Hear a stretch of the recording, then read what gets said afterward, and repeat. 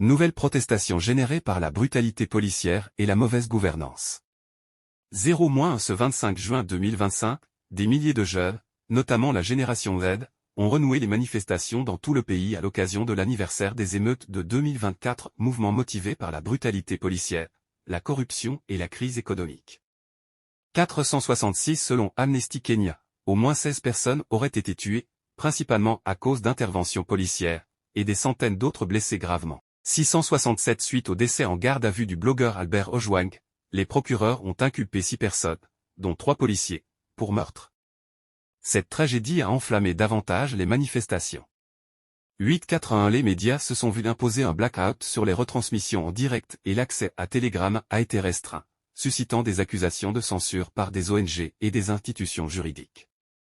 Accident de bus meurtrier dans le comté de Nyandarua. Le 9 juin 2025, un bus transportant des touristes a dévalé une falaise près de Gichage. 1-3-86 personnes ont été tuées, dont 5 touristes indiens du Qatar, et 35 autres blessés. Attaque liée à Al-Shabaab à la frontière somalienne. 1-4-1-5-0 en mars-avril 2025, des attaques menées par des militants d'Al-Shabaab ont fait 6 policiers tués à Garissa, 23 mars, et 5 ouvriers de carrière exécutés à Mandra, 29 avril. Progrès du projet Konza Technopolis, Silicon Savannah.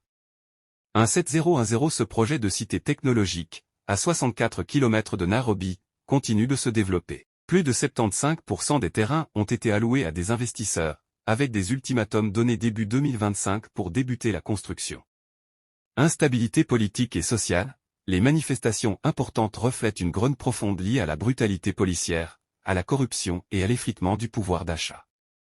Sécurité fragile aux frontières, avec des attaques rebelles récurrentes. Initiative économique ambitieuse autour des technologies avec Konza, mais une mise en œuvre qui doit s'accélérer.